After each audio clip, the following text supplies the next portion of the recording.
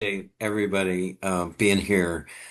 And I want to echo Cassie's excitement about all the mental health stuff we've got going on. Our mental health initiative has just exploded, has lots of different elements to it. You can go to our webpage and sign up for different activities. And this clinical lecture series, this is the third iteration of this. And we're just super excited about all of this. And I want to thank everybody for coming. I'd love to make this as interactive as possible, although there are a lot of us here. If you have questions and want to get clarification as we go, just put them in the chat, and maybe Cassie and Clara, you could help me manage the chat. Um, just excited today about today's topic, and I'm going to talk about some of my favorite things, mental health and research and evidence-based practices and interventions. So what I hope to do is just touch on a lot of things that interface with social work practice, policy, interventions, people with mental illness. So I'm excited to get started, and I think, Cassie, we've got 6 hours together. Is that right? I'm No, joking, thank of you, sir. course. No, thank Right. you. Let's let's see how we do. All right, here we go. A little bit about my background and what I'd like to share. Whoops, I lost you. Um, so hang on. I don't know how to get you back. So hang on. I'm gonna have some. Uh, let's see. Now that's presenter view. I don't want to do that. And rats. I have to end show. Sorry, everybody. I'm gonna work this out in a moment. I'm gonna try to share again, but I want to maintain so I can look at the chats and so forth. So hang on just a sec. You're okay, Gary. Take your time. Thank you. I've lost my share button too. I'm falling apart here. Here we go. All right, let's do that. Share.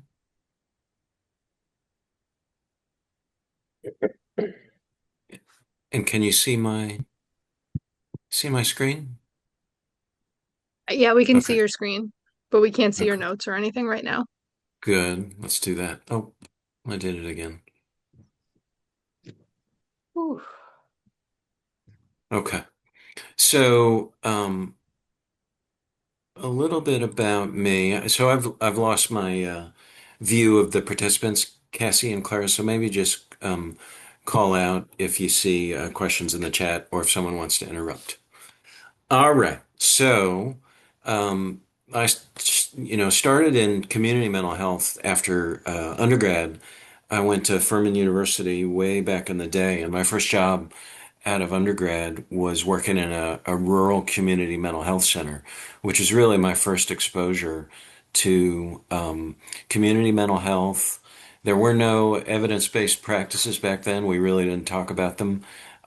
And I sort of had this feeling even back as a newly minted undergrad, and I was a psychology major, that gosh, wasn't clear about if what I was doing was effective. We didn't talk about evaluating our practices, and we didn't talk about best practice. So it was just experiences that I had that sort of compelled me to continue on in school so I could learn more about evidence-based practices and research and so forth. So went to University of South Florida, got a dual degree in social work and public health. I know our director of dual degree and certificate and credentialing programs, Sarah Burton Everett, is here in the audience. And if you're interested in any of the dual degrees we offer, if you're a student, you can hit Sarah up. Sorry, Sarah. I hope you get flooded with lots of inquiries. Um, so dual degree at University of South Florida, went back into the community and worked in community mental health again in a child welfare agency, and had some of the same experiences that and still really weren't talking about evidence-based practices, and everybody just seemed to be doing their own thing. And I thought, well, this still doesn't seem right to me. So I went to the University of Tennessee, got a Ph.D. and then worked at the University of North Carolina at Chapel Hill for almost 20 years. And that's really where I cut my teeth with respect to mental health services, intervention research. I was working at the interface of criminal justice and mental health, which I'll talk about. So I did that for quite a while. In 2021, I came here to VCU to be Associate Dean for Research and a professor. And then folks left, and I became interim dean. And then, as of November of 2024, became dean. So, those of you undergrad majors in psychology, you can work your way through all of this school and training and become a dean one day if you have those aspirations, which I don't, but here I am. All right. Let's see. Now I'm seeing nothing but okay. So let me uh talk a little bit about I'm gonna end show. Okay, and do this. I am struggling to keep track of the slides in the setting that I was on. Um, okay, so let me go back to that.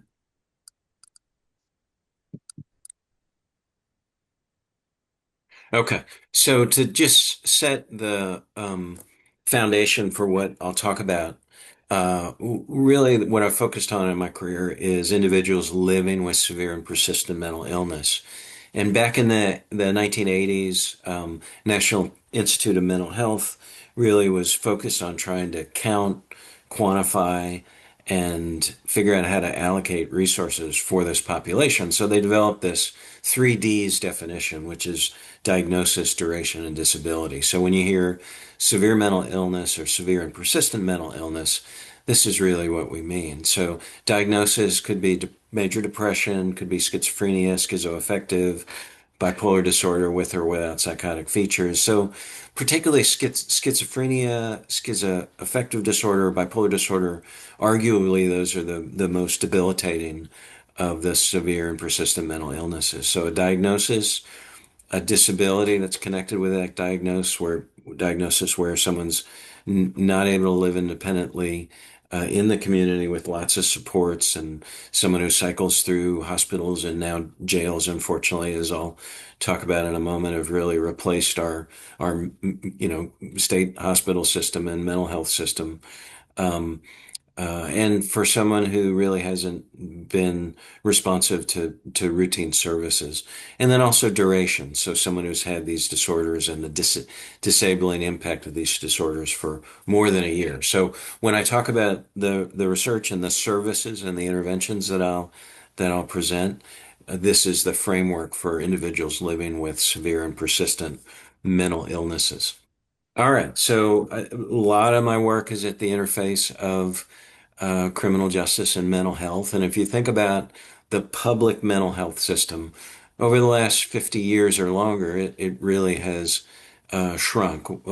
I'll show a figure in a moment, but a lot of the individuals living with severe and persistent mental illnesses resided in our large state hospitals, the network of state hospitals across the country, where if you think about it, care and treatment were together. So care meaning meals, a place to sleep, recreational opportunities, and then treatment, medications, group therapy, etc. Well, those were together in the state hospitals.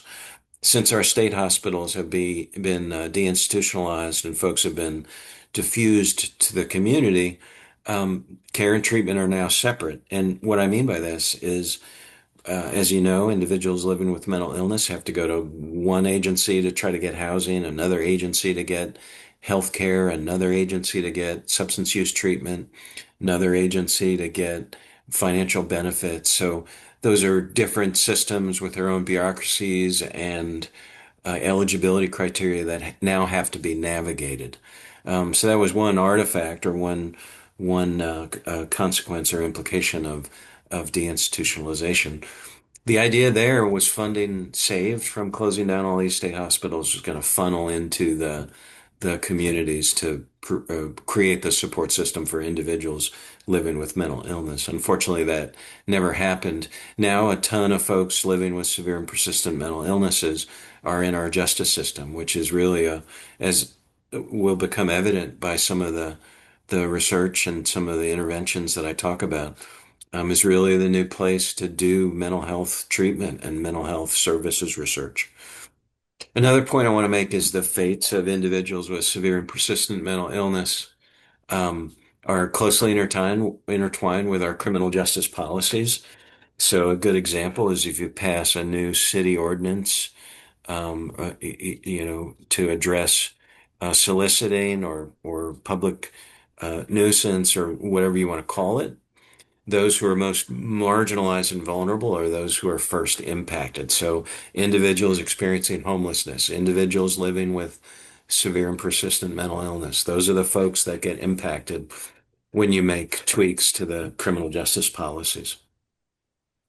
And then really the criminal justice system has become the place of last resort for those who can't be managed in the community, for lack of a better way to say it.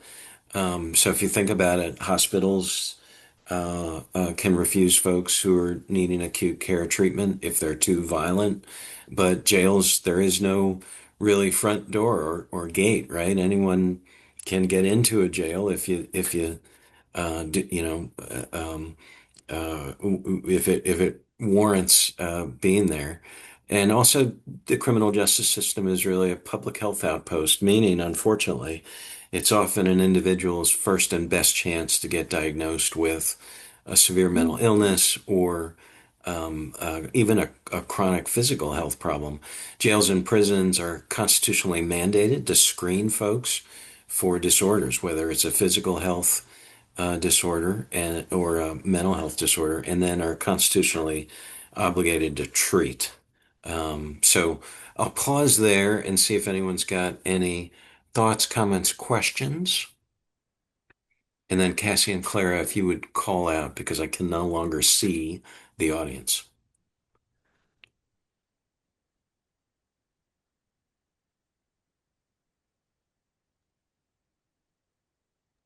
And then You just have Cassie was, someone agreeing with you in the chat, just so you wow, know. Gary's saying that's a mess, and then Kelsey has raised their hand. So, Kelsey, if you'd like thank, to go.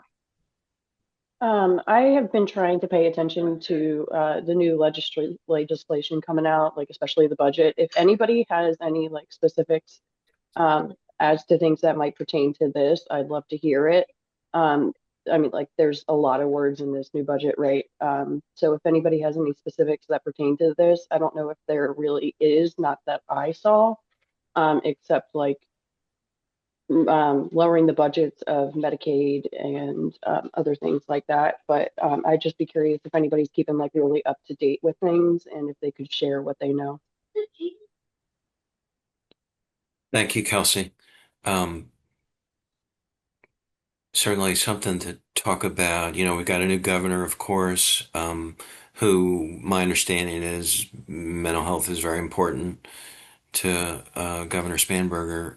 Also, I think, and practitioners and providers in the audience, you're going to know this, the mental health definitions and the workforce is sort of being turned on its head with the CPSTs, the mental health, qualified mental health professionals, and so forth. So, to the extent which funding is behind all of that and what things will be funding, those are all very good questions, Kelsey. Thank you.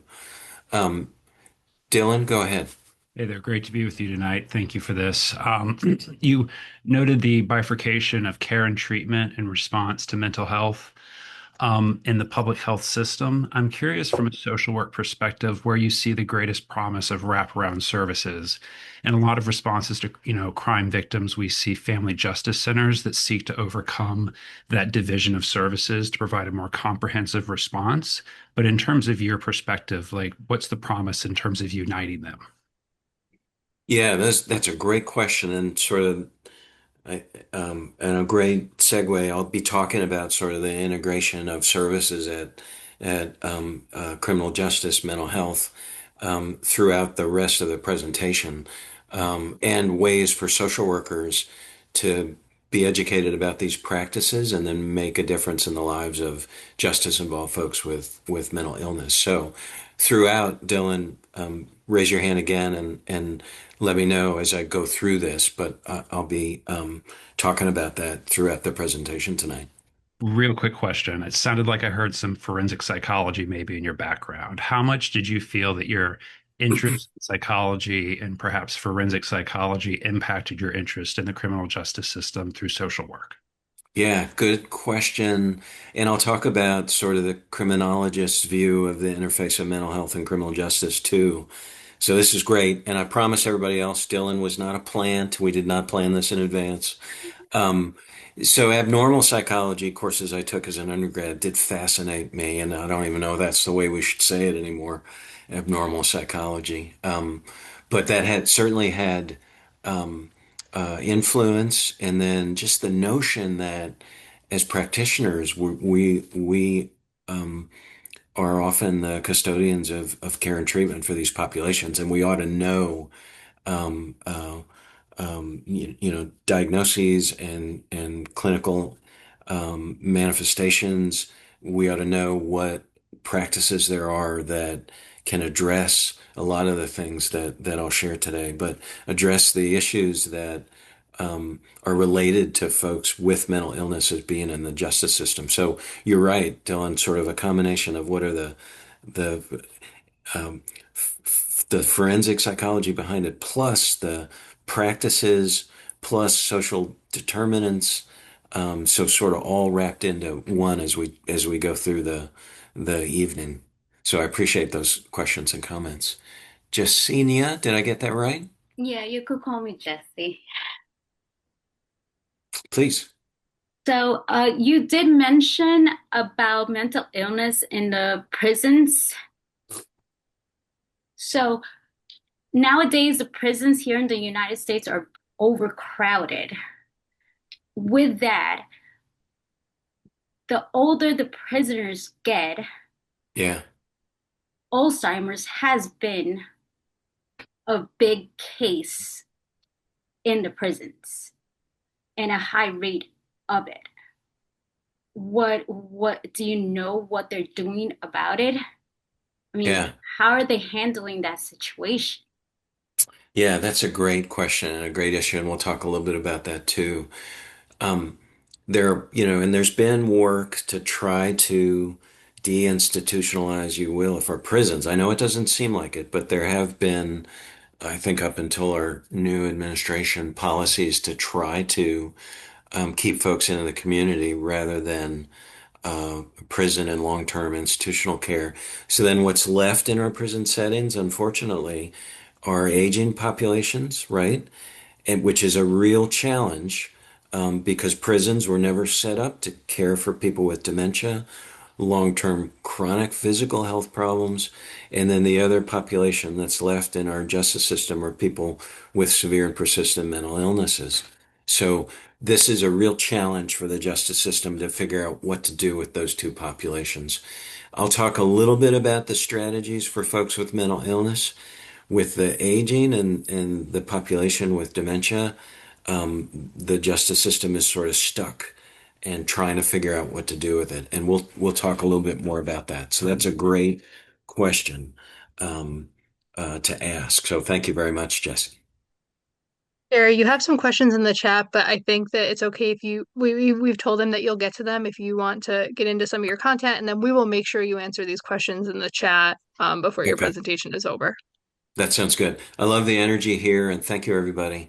And Uh, I'll talk a little bit about the complex needs. So folks working with this population absolutely know this already. And then I'll frame the content coming up around what do we do about these issues? What interventions do we have to address them? So individuals living with severe. Remembering something. For example. Sorry, I got Good, you're good, distracted. Gary. We just had to, Okay. you're good. Yep.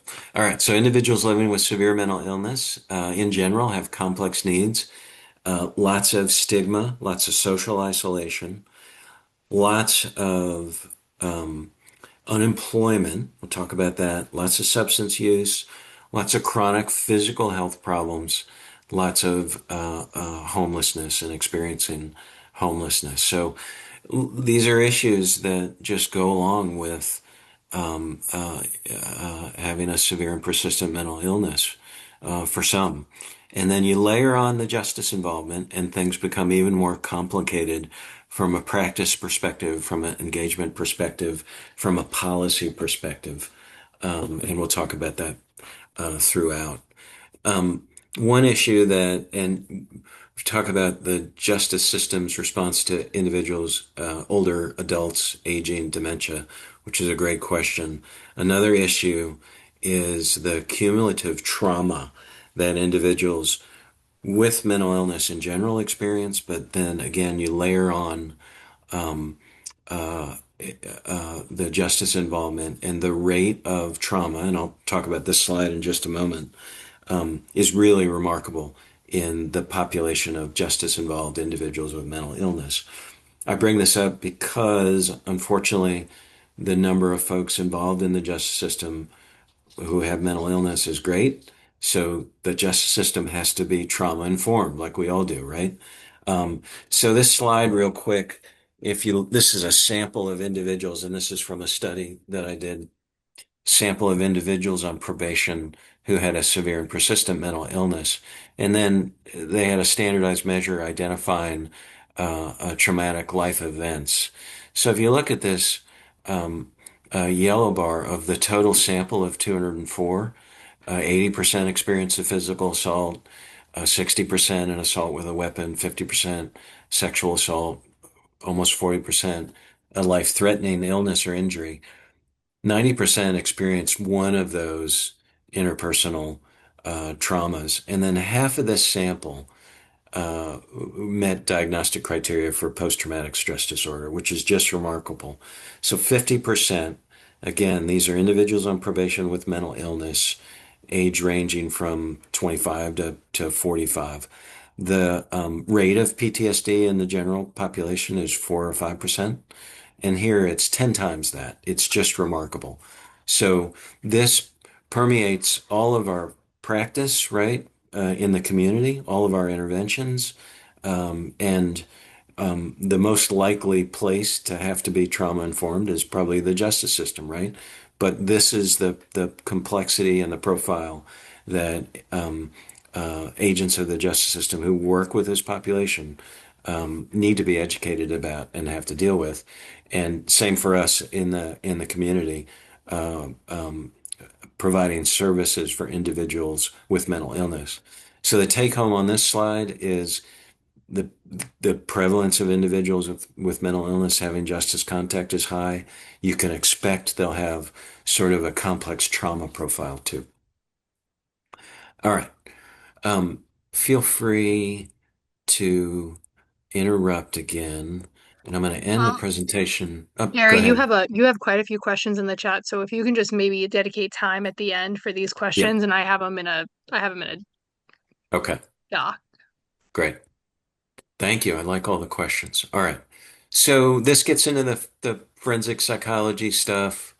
Um, And Dylan, your question, criminologists and folks in the justice system think differently about why individuals with mental illness or why people in general are involved in the criminal justice system.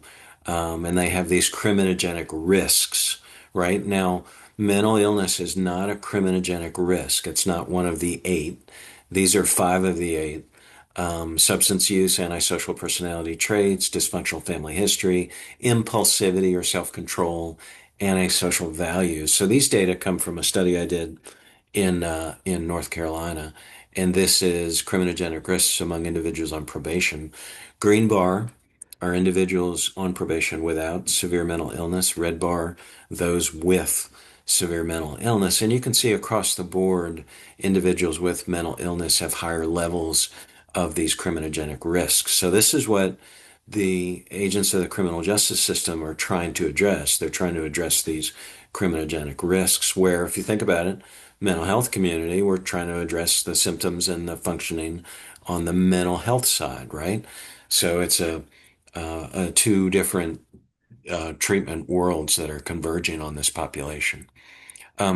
The take home on this slide here is all the things that uh, uh, individuals working in the criminal justice system are trying to address to prevent recidivism are elevated in those with severe mental illness.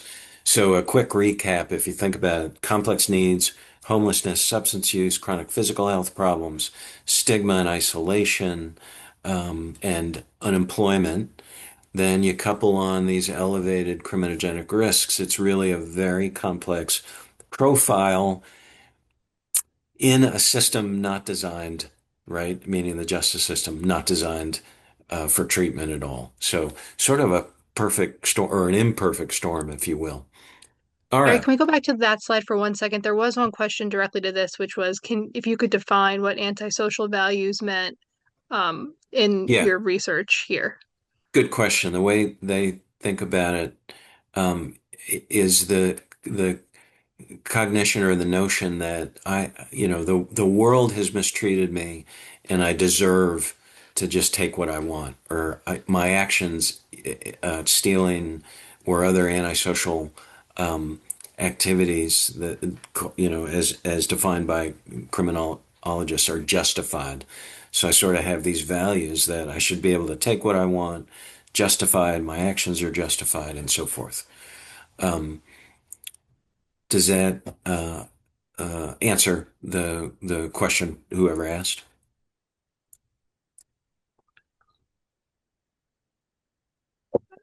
I think you're Okay. good, Sorry, Gary. sorry. Actually, I'm I did. sorry. Thank you for asking for that follow-up question. And I was just going to say it's interesting. It's really fascinating the definition that you just gave because that seems to apply to a certain population or a certain segment of the population and not others. Because I would consider like billionaires, right? Like it seems like Yeah. they just think that, the Right. world is theirs for them. Yeah. Interesting how we characterize, right, differently for different groups. That's a great point. Yeah. Um, very good. Thank you for that observation. All right. Okay. I'm sorry, So, I have one question. oh, From go ahead. I know we passed the previous graph, but the one before, That one? no, the one before that, sorry, that Yep. one. Yeah. Now, that that that chart, that graph is individuals that are in the prisons, Yeah. This is people on probation. people on probation. Yeah. So this is a group, this is a study I did in North Carolina. So individuals on probation um, who had a severe mental illness. So that so that's what I'm a little, I'm a little, I don't know how to explain it, concerned because they're sent to prison, well, Mm. to be rehabilitated, but then they are actually Traumatized. re-victimized or Yeah, re-traumatized. Yeah. that's right. That's the point, right? You're sending folks with this level of trauma into another traumatizing situation. So you're absolutely right. They're So coming folks, out worse. correct. And I don't have these slides. I didn't put them in today because my presentation was probably already too long. But I have the criminogenic risk, this slide. I've got that for people in prison with mental illness as well. Same profile of elevated risk, which is terrible because people with mental illness in prison are more likely to go into restricted housing, isolation, have infractions, which again, to your point, just re-traumatizes, right? So absolutely, and you're helping me make my point. We've got this population with complex needs, lots of trauma that are now in this system that is not equipped to deal with it. And also, not just a prison and jail admission, but the involuntary commitment in a hospital is traumatizing or re-traumatizing for this population. So as practitioners, as providers, delivering evidence-based practices, understanding the depth of traumatic experiences that this group has is really important I perspective. would I would find it very interesting if there is a graph of them before coming in to prison, Yeah, while being in prison, and after. indeed. Um, I'm squinting because there's, um, I'm trying to recall if I know of a study. I can actually look into that off the top of my head. It's mostly um, while they're in and then worsening trauma symptoms versus what their trauma profile looked like before and then during and after. So that's a good question, though, and a great point. It doesn't help, right? And the justice system, a prison, that's no place for someone with a complex trauma history to be. Unfortunately, that's what happens a lot. I'll make notes for Well, you, Gary, in your doc so thank we you, can keep Cassie. it moving Great. here. Thank you. Yeah, right. Yes, these questions and comments are great. And then for anybody, if you don't get your question in, I'm available. And I just love to talk about the work that we do at the school and this research. So you can chat me up after, send me an email. I'm happy to talk more about this. All right. So here's really um, uh, this my substantive area of research, and I as I think about intervention, development, and services research that I've done, and this sort of captures the complexity of needs as social workers, practitioners, providers. These are all things that you're dealing with, and that a lot of these we have interventions for. Right? We're dealing with the effectiveness of mental health services. These folks with individuals with severe and persistent mental illness are uh, tied in with the justice system. There's lots of stigma that has implications that need to be addressed. The integration, either co-location or reverse co-location of physical health services embedded in community mental health centers, aging, that was already brought up, um, disentangling symptoms of mental illness versus dementia. We don't know a lot about that, nor do we know a lot about how folks with severe and persistent mental illnesses age. Financial literacy. These individuals are often vulnerable to predatory loans and other and don't respond well to financial shocks, homelessness and housing issues, co-occurring substance use, criminogenic risks. So there's a whole host of stuff that in terms of practice, we can intervene about, and in terms of research and services research, um, intervention research rather, there's lots of stuff to study. And there may be more stuff that I didn't even capture under this umbrella. All right, so on any given day, there's about 37,000 in our individuals in our state hospitals with severe mental illness. And then juxtapose that with all the folks who are involved with the justice system.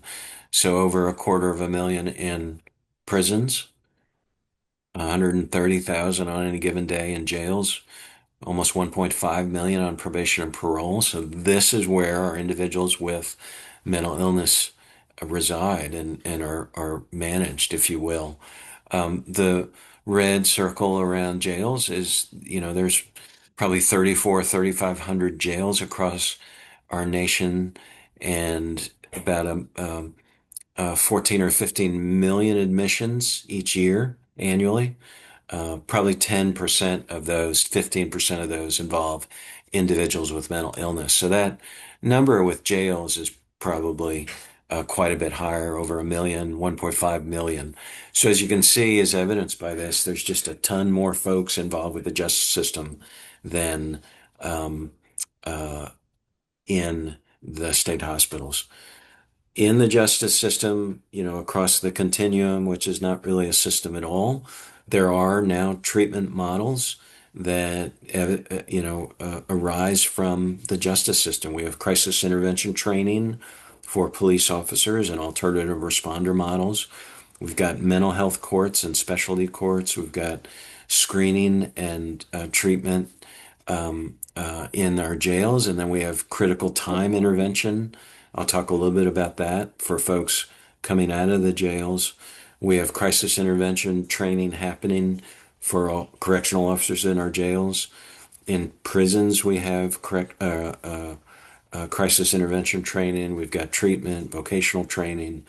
On the probation side, we've got mental health training, specialty mental health, probation, which I'll talk about, more sophisticated risk and needs assessments, which I'll share. And then there is the notion of trying to have more trauma-informed criminal justice system. All right. Let's talk about recovery. You know, the mentality, the orientation of people in the field back in the 40s and 50s was people with severe and persistent mental illness. The best we could do would just be to warehouse them in large institutional settings and over-medicate them, right? Now we know that people living with severe and persistent mental illness can recover and live productive and meaningful lives and want the same things that we all want, right? Community, they want support, they want peers, they want jobs, they want hope, they want all the things that all of us want. And as you think about interventions, we're really in the business of promoting recovery and trying to support recovery. So recovery, a personal journey of wellness, of living one's life despite having mental wellness challenges. It means different things to different people, of course. For some, recovery is the result. For others, it is a process. SAMHSA, the Substance Abuse and Mental Health Services Administration, has 8 dimensions of wellness. And if you think about your practice with this population, are we focusing our interventions and our work on these different dimensions of wellness? Environmental wellness, right? Unfortunately, given limitations in resources and income, individuals with mental illness are often relegated to low quality housing, environments, neighborhoods that may experience poverty. So environmental wellness, emotional wellness, financial wellness, social wellness, spiritual, occupational, physical, and intellectual. So 8 dimensions of wellness. All right. There's a bunch of best practices for individuals living with mental illnesses, and hopefully many of you who are providers are doing a number of these. You know about a number of these. So I'm just going to spend some time talking a little bit about each of these, and I've done research with quite a number of these. Um, uh, First and foremost, there's motivational interviewing, and now we have motivational interviewing class. Naomi Reddish, I don't know if you're out there in the audience. I know Amanda, I saw you earlier. So uh, um, this is a class we're beginning to offer here at VCU, which is an evidence-based practice that's been around for years, trying to get folks to engage in treatment on their own volition, right? Their own accord. Um, I used an intervention called dual diagnosis motivational interviewing. I'll talk a little bit about that in some of the services and intervention research that I've done. So, dual diagnosis motivational interviewing attends to both psychiatric and substance use issues at the same time, using the same MI framework. I've done a lot of work on assertive community treatment, which is one of the most widely studied evidence-based practices for folks with mental illness. State of Virginia has, gosh, last count was like 55 ACT teams across the state. And the questions about funding and support in Virginia was a good one. And licensing and eligibility for assertive community treatment teams is certainly an issue. Um, Forensic assertive community or integrated dual disorder treatment um, is an evidence-based practice that combines substance use treatment to things like ACT teams. We've got forensic assertive community treatment, which is ACT for justice involved individuals with mental illness. That's got maybe some different supports and treatments to it. There is supported employment, which I'll talk about in a little bit.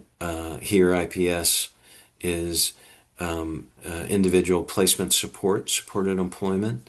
The state of Virginia has 7 or 8 IPS teams, I believe, and maybe some of you work on those. There's housing first interventions. The notion there is just let's get folks into housing and then wrap supports around afterwards, rather than expect folks to be engaged in treatment, to be sober, to be compliant, if you will, with medication.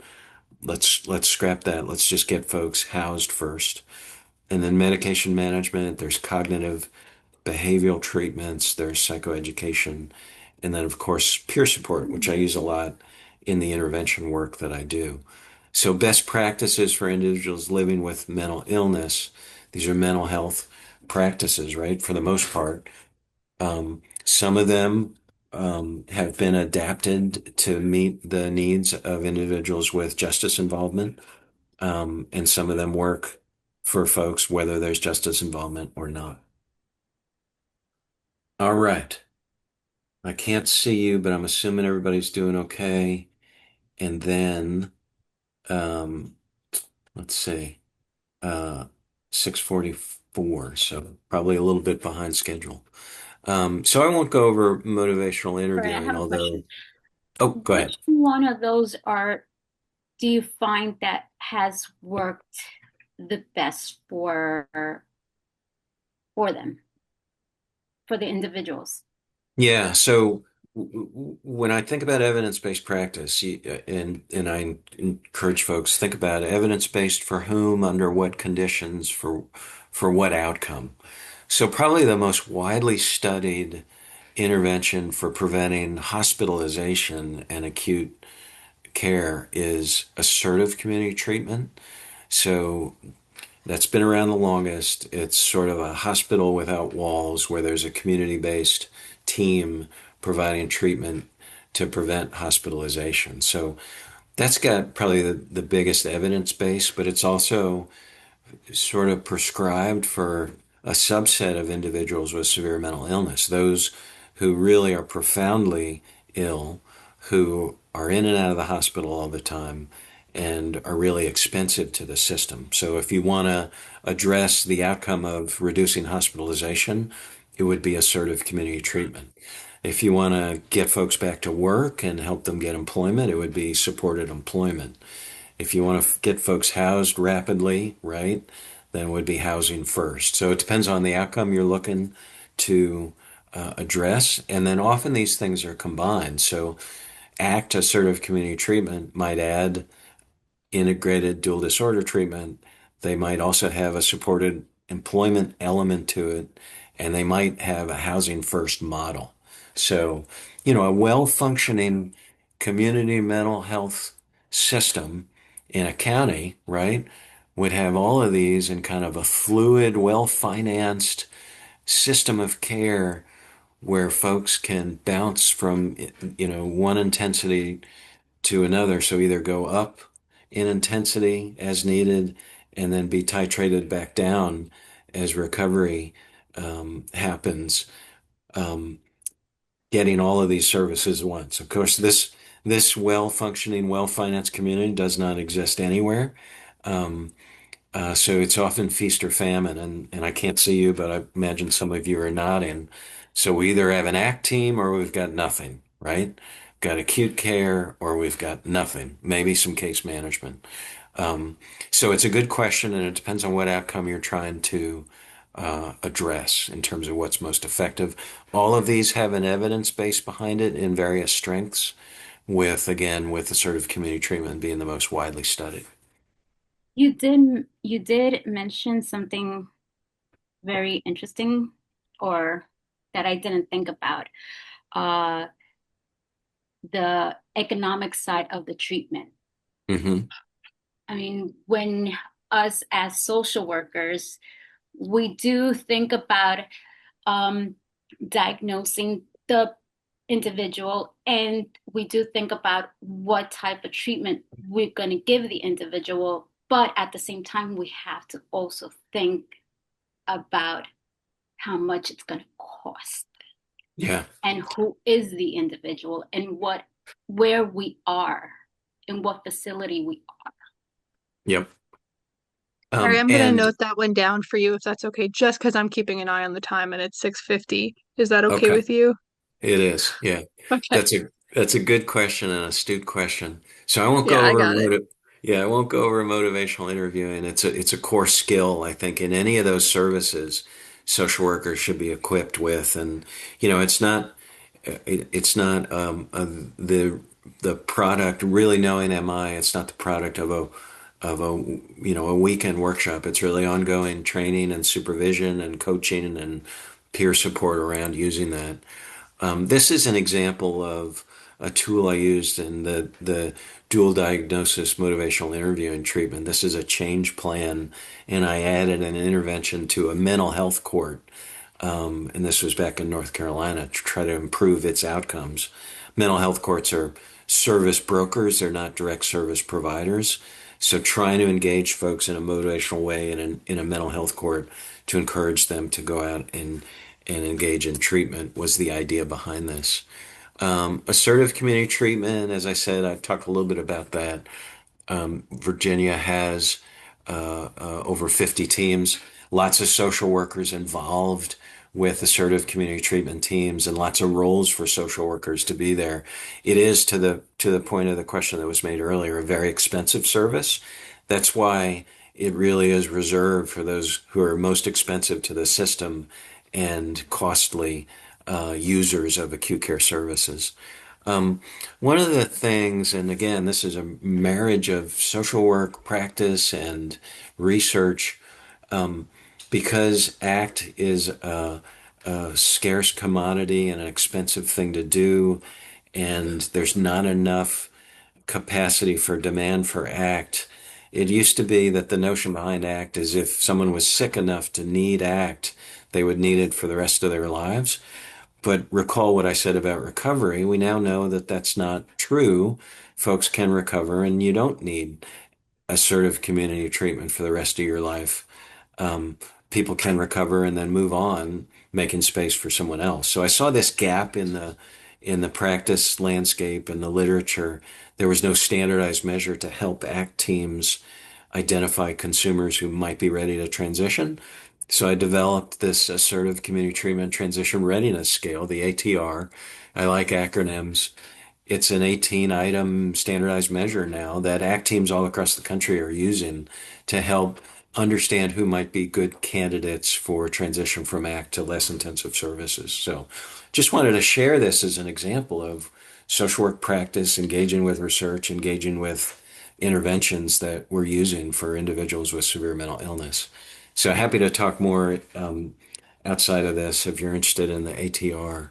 Um, Best practice for justice involved individuals. I mentioned crisis intervention training. I've done research about that. We've got specialty courts. I've talked about mental health courts. We've got critical time intervention and forensic assertive community treatment. We have cognitive behavioral treatments. This gets at the forensic question. We've got interventions that address the criminogenic uh, needs, antisocial cognition, and thinking that criminologists have used for years, moral recognition therapy, thinking for a change, reasoning and rehabilitation. Those are some of those CBT treatments. There are lots of reasons why individuals with mental illness are involved in the justice system that have nothing to do with mental illness. So it's um, uh, to throw a blanket over that population and say it's these cognitive behavioral treatments that really is the critical ingredient. Um, uh, I would say that's not quite the case. And there are other aspects of it that go along with mental illness that um, are drivers of justice involvement. We have expedited Medicaid restoration programs and policies, so quickly getting folks back on Medicaid when they leave institutional settings, and then specialty mental health caseloads, which I'll talk about. So, talk about employment real quick. The unemployment rate for people with severe mental illness is like 83%. it is really remarkable. So of this slide of the 20 people, only three of these individuals are working, which is really a super high unemployment rate that is almost unique to individuals living with mental illness. And there's lots of reasons for that. Um, uh, Let me scroll through this quick. So IPS, again, individual placement support, supported employment, is sort of the same notion as housing first. It's job first. We're just going to get folks working. Might not be the dream career, but we're going to have an IPS worker working with an individual with mental illness to find a job that is going to accommodate the mental health needs and understand the employer's needs around employing someone with mental illness. So we have IPS. I just had a cat enter the room, which might engage my dog. So if you hear a ruckus, bear with me. Um, uh, IPS, we've got 7 or 8 IPS teams across the state trying to get folks with severe mental illnesses employed and back to work. So it's an evidence-based practice that works with individuals with mental illness and employers to support job placements and sustaining jobs. So uh, specialty mental health probation. Um, uh, Again, and I've actually added supported employment intervention to specialty mental health probation, which is really specially trained mental health officers in the probation system who have specialized caseloads, reduced caseloads. They get ongoing officer training, and then they have a problem-solving supervision orientation that thinks treatment first rather than incarceration. So I spent a lot of time in North Carolina setting up specialty mental health probation. Talk about a place for social work to get engaged in working with these specialty probation officers. So as a part of that, I developed with probation in North Carolina, and I'm beginning to use it in other states, a social determinant of health screener that informs probation officers where they need to intervene. So it's got basic needs, medical problems. Here's my cat. Mental health issues, substance use, intellectual functioning. On the flip side of this assessment is housing and homelessness, employment, vulnerability, trauma, and social support. So, as a social work researcher and intervention researcher, I'm trying to inform this system, again, that was never designed to be the custodian of care for people with mental illness, to think about these other aspects that really need to be addressed if we're going to try to get better outcomes on the mental health side and the justice side. Um, this is my last slide, mercifully so, right? If you think about what folks need, they need the same things that you and I need. They need safe and adequate housing. They need supported employment and meaningful engagement opportunities. They need social support. So they need a bed, a buddy, and a job. Then you can layer on mental health treatment and substance use treatment, and these other things. So let's think about interventions. Let's think about policies. Let's think about social work practice, right? That's engaging folks in this way. All right, I think I'm gonna end there. Um, and what do you think, Cassie? Uh, that's enough talking from me and engage in questions and answers. Like, why'd you call on me?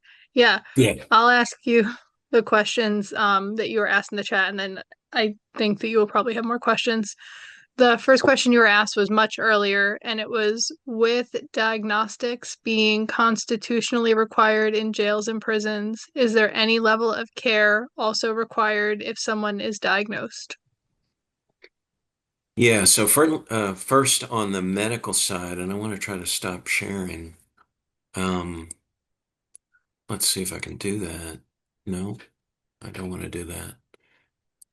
Have I stopped sharing, or you can still see my slides?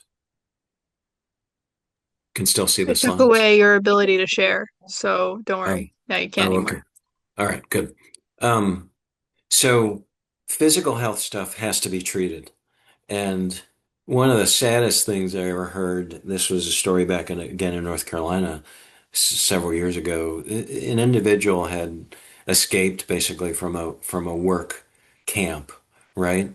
And was gone for 40 years and turned themselves back in because they had been diagnosed with cancer and knew that the justice system would have to provide treatment.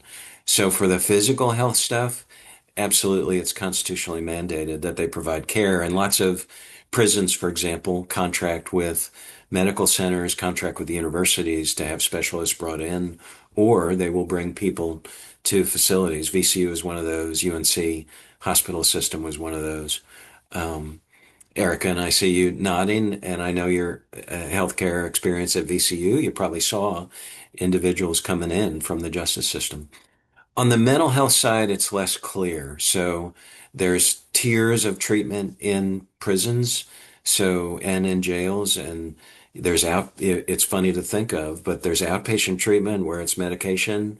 Then there's sort of inpatient treatment where there's pods or units that are explicitly devoted to mental health.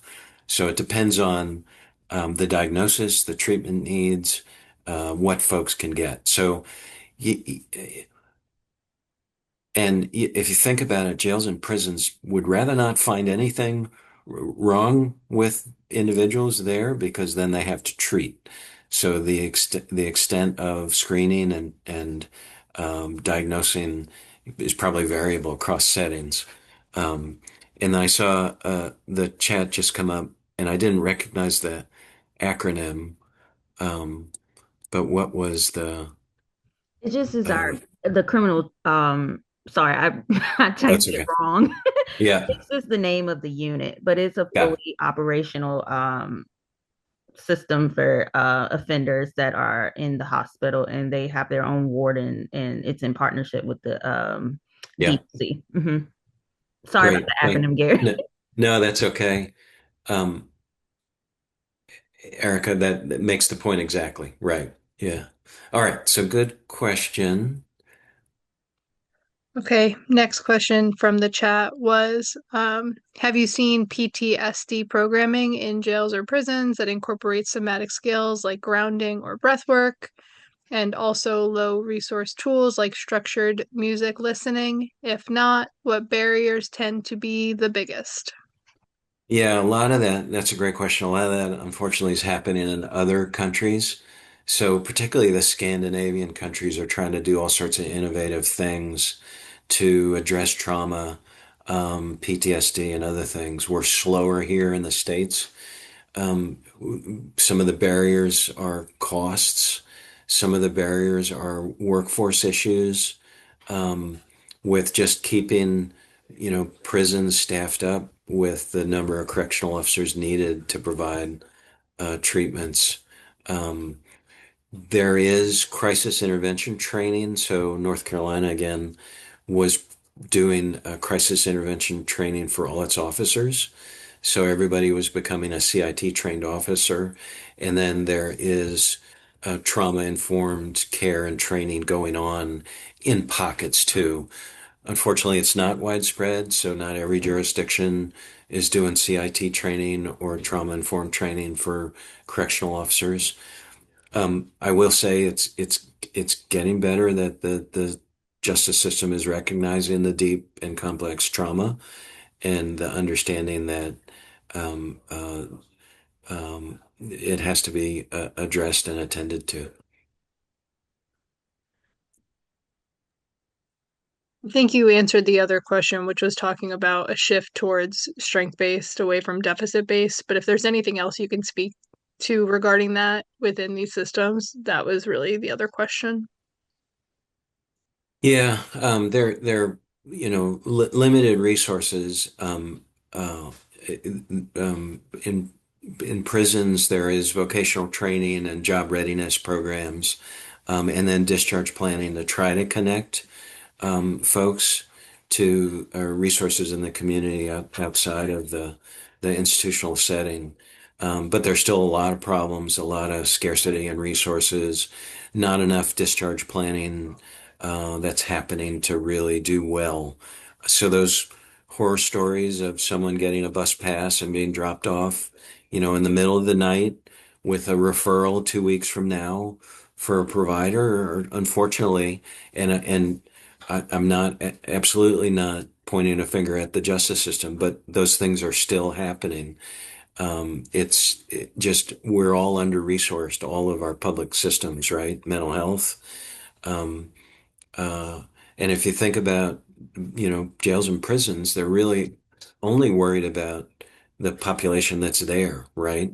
So should it be, um, right, compassionate releases that are not very compassionate, but should it be the responsibility of the prison to care for someone after, they leave? So these are folks that are falling through the cracks in a lot of ways. So the whole thing needs more resources and continuity of care, and lots of other resources to really support the population.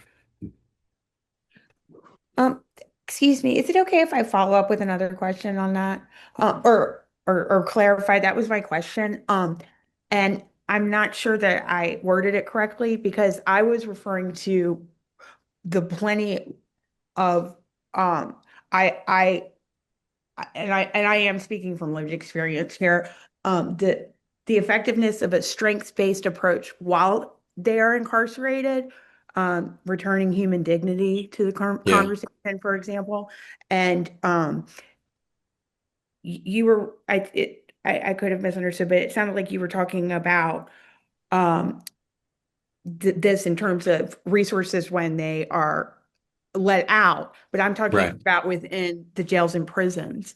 And I did say in my question, I'm sure don't fully understand, but I do appreciate the difficulties here Yeah, with implementing that. yeah.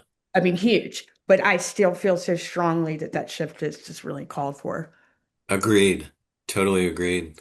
I think the barriers, though, to really doing that well, right, is the resources within the prison and just the staffing shortages. I mean, I think, and again, I'm sorry to keep talking about North Carolina, where much of my experience has been. I've been here at VCU for 4 years now, and I'm still working on understanding the justice landscape here and getting to know folks and trying to re-engage my research. But in North Carolina, prison, were staffed at 60% of their capacity, and it was just a constant turnover of officers with lots of variability and their desire, right, to understand trauma-informed care and strength-based. So there's a lot of obstacles, but I agree with you, Lane, absolutely. Now you can open it, Gary, because those were the questions in the chat. Okay. Anybody just raise your hand and happy to engage.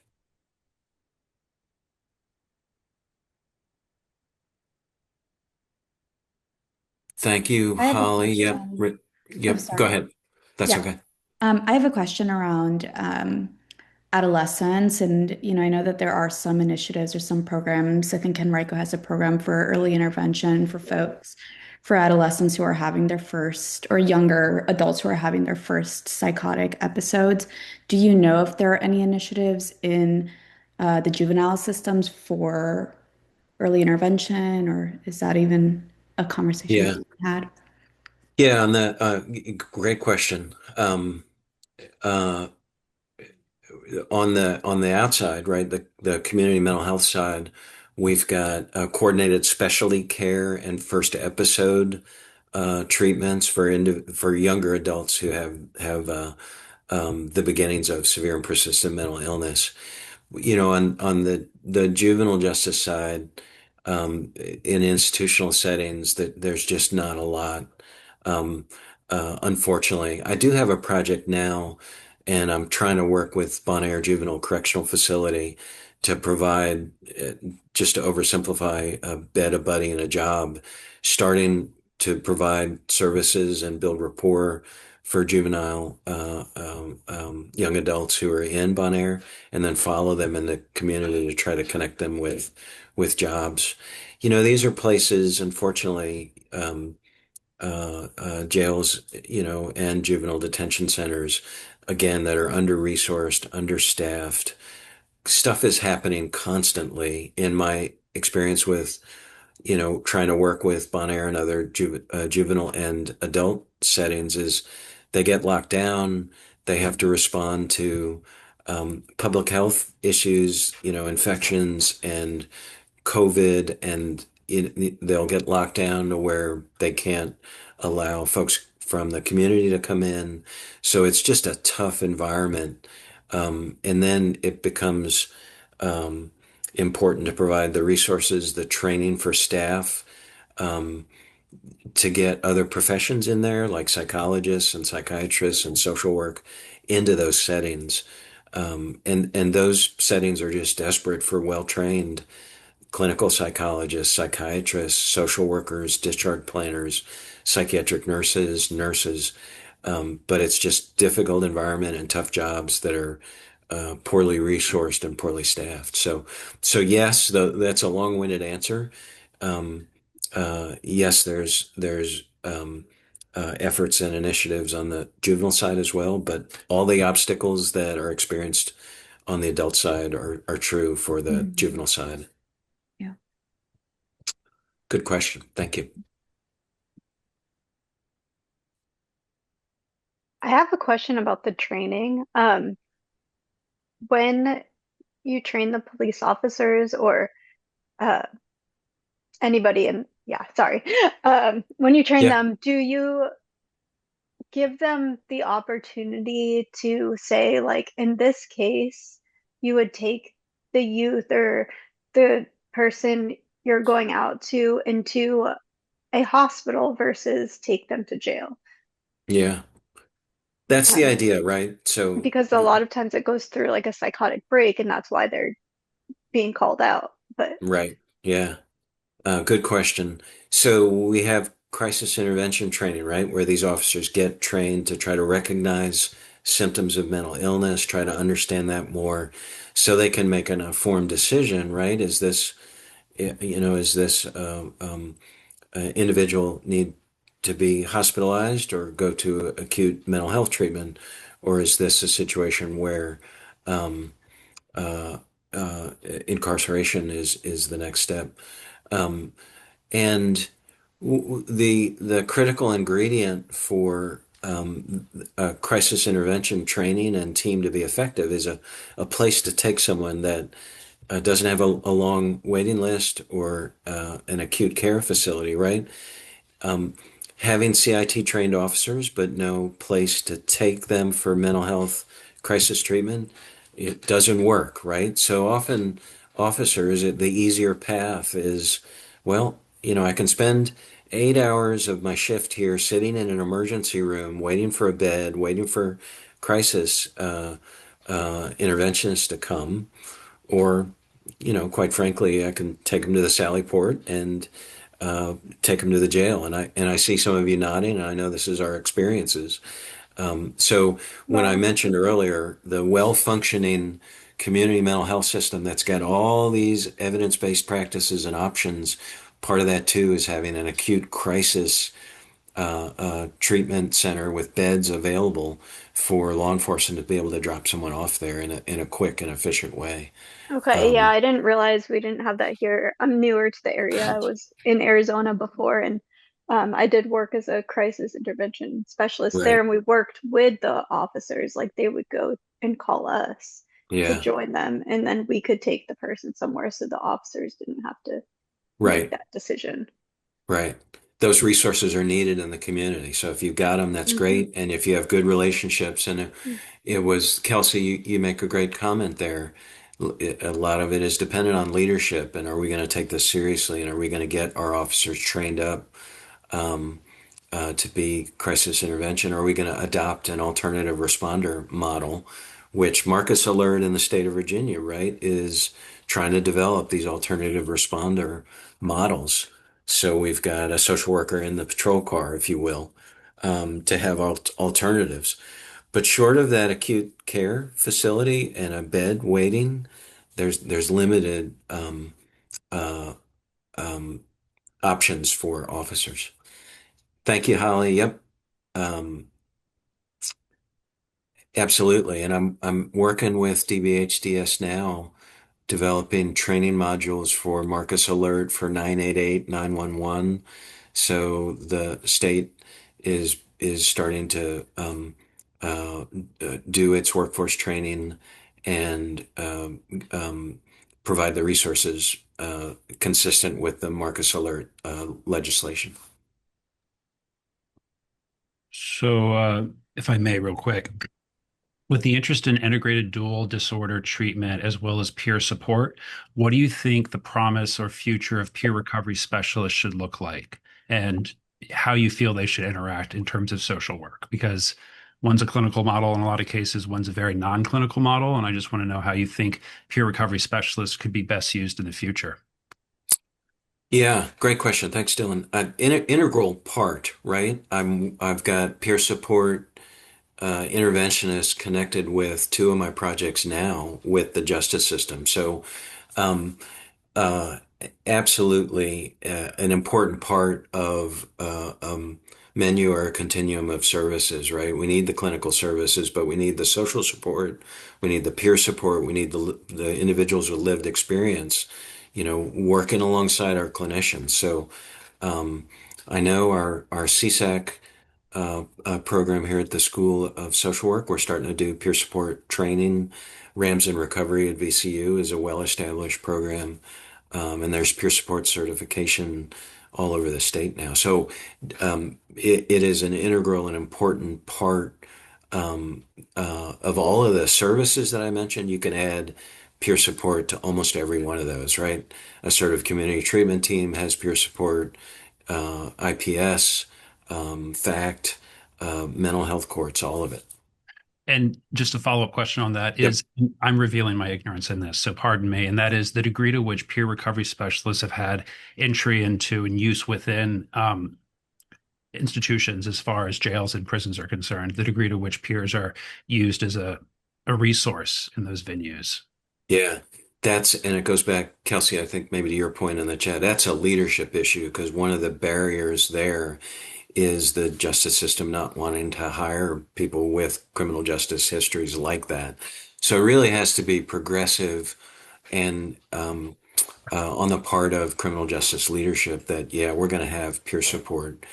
Chesterfield County Jail, that's got its HARP program that I'm working with closely now, is progressive in that way. And they've got peer support workers embedded in that jail working with folks in that program. So it comes down to leadership and um, uh, orientation towards, yeah, we're going to figure out a way to do peer support in these criminal justice settings. Okay, thank you. Yeah, thank you, Dylan.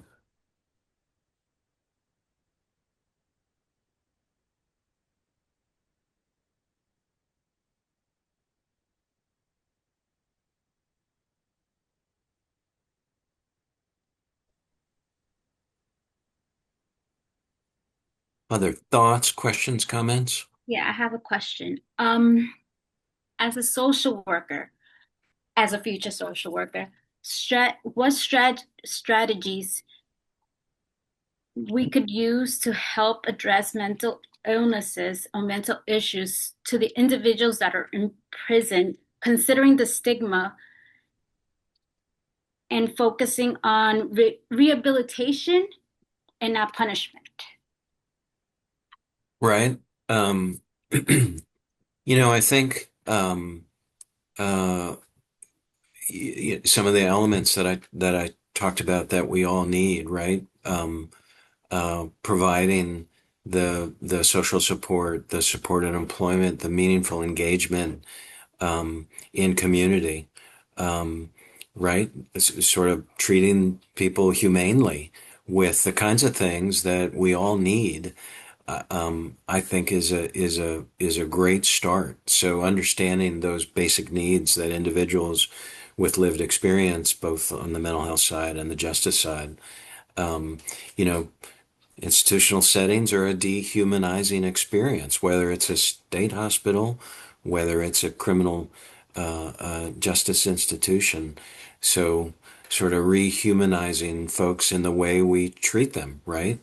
Not treat in terms of clinical treat, but how we treat them as an individual and as a person. Excuse me. First and foremost, right, as social work practitioners, and then understanding the menu of services that are available to try to get folks connected to the things, the people, the resources they need to re-engage with their communities. I mean, I mean, as a, I mean, from the very beginning, I mean, first of all, and it's something very impossible. First of all, they have to reorganize the prison system. I mean, it's, as they said, it's supposed to be rehabilitating, and it's a hard thing to change the prison system because how are you expecting for the person to change when it's the whole prison system is just Indeed, broken? right. Yeah. Oh, absolutely. And if you think about it, I mean, the prison system, the justice system was never intended to be the care and custodian of treatment for folks. You know, Jesse, it might have been you that mentioned the aging population, but people with mental illnesses, people with intellectual disabilities. I mean, think about these populations that end up in this system that was never, ever, ever designed to provide care, treatment, right? So you're absolutely right. Um, you know, and then you think about, well, what can we do on the front end, right? Do things to try to keep people out of that system in the beginning, right?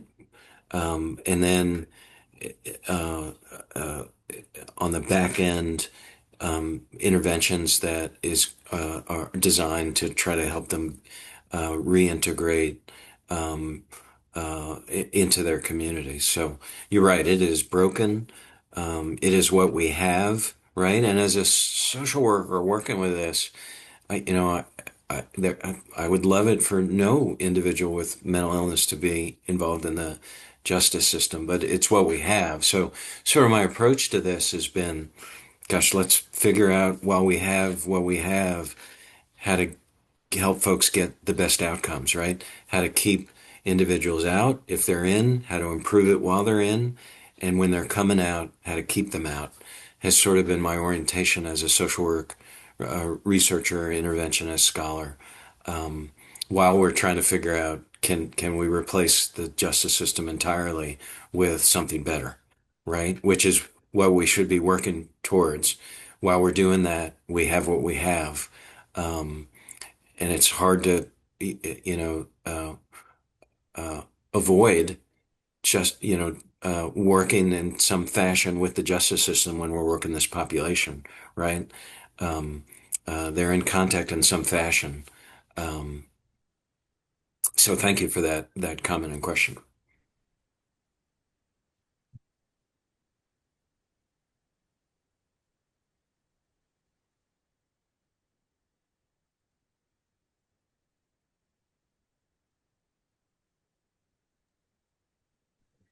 Does anyone have like a final question for Gary for us today?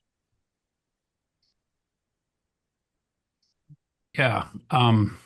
If you could wake up tomorrow and something has changed, whether within the judicial system or within with other systems of health or care provision, what one barrier do you think would be most useful to address?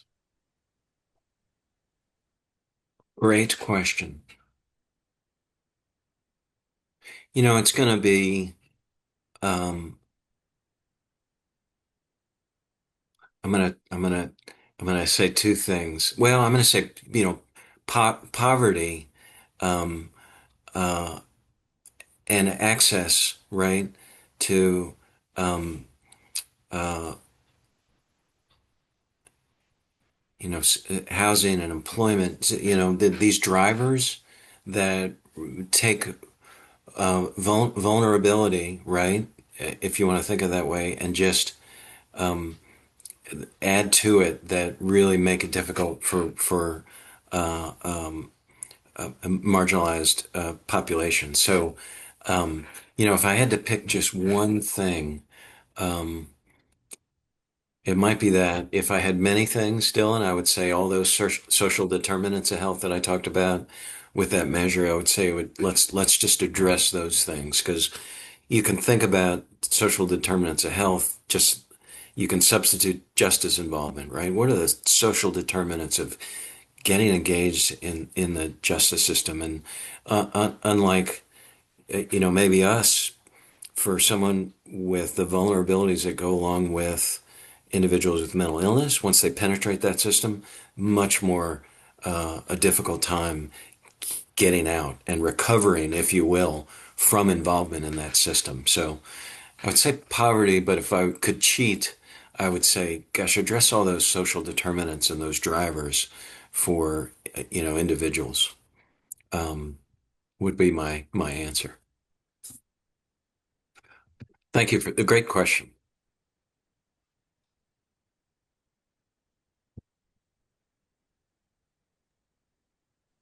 Thank you so much, everyone, for attending. I am going to put, for those of you that are looking for continuing education opportunities, we do have something separate from this SMI series.